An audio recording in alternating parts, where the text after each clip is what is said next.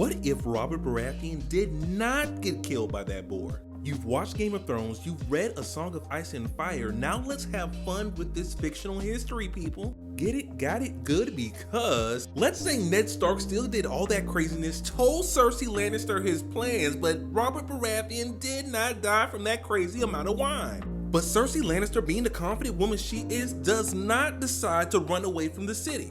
That's on her, but Ned Stark uses all the resources to have to make sure she has eyes on him. King Robert, or is as healthy as he can be, gets the news from his bestest friend. Maybe he doesn't even want to believe him. Something like this could happen under his watch.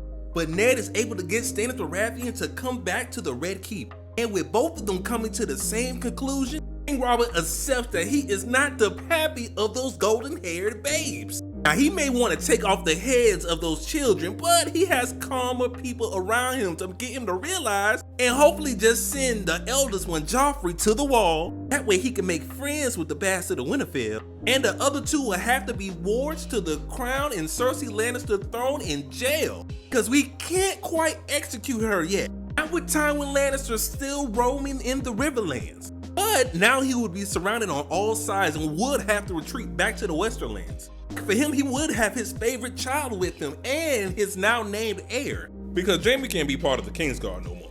Anything that Littlefinger had planned would have to be severely delayed because the crown has now become stronger and more unified. Even more so for Varys and Illyrio Mopatis. But these two still have Daenerys Targaryen out there. Her plotline is still going to go on. She'll probably still birth those 3 dragons. But I can see Ned Stark and Stannis Baratheon getting King Robert back into shape and possibly forming some type of truce between the last Targaryen princess. Can't call her queen, can't call her queen. But before we even get to Daenerys, we're gonna have to eliminate House Lannister, and that's gonna require us forming strong bonds across the continent. We're gonna need Catelyn Stark being in the ear of her husband, Eddard, the hand of the king, to tell him we need strong marriage pact after marriage pact after marriage pact. I can say that last pact, marriage pact. If there's one thing Ned Stark knows about, that's about relationships between somebody from the north and somebody from Dorne.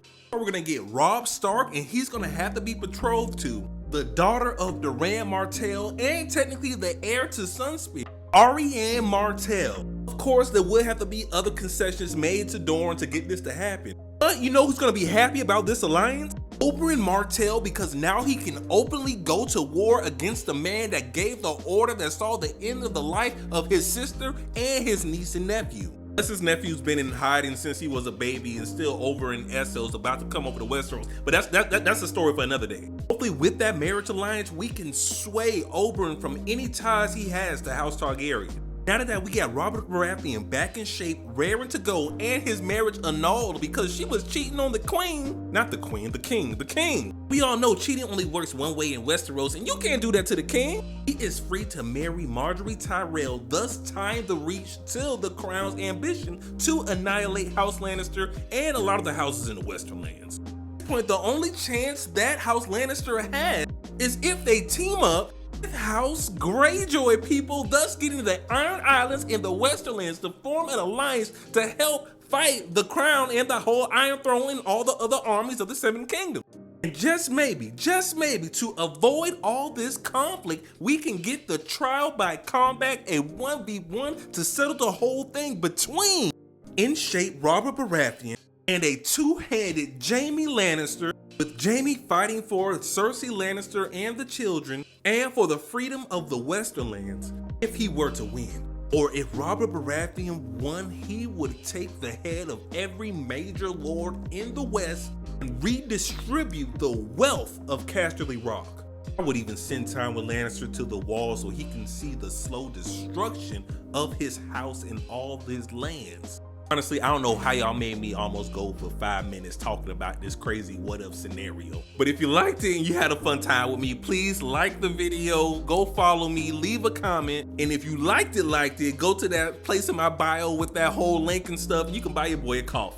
Let me know and I'll catch you on the next one.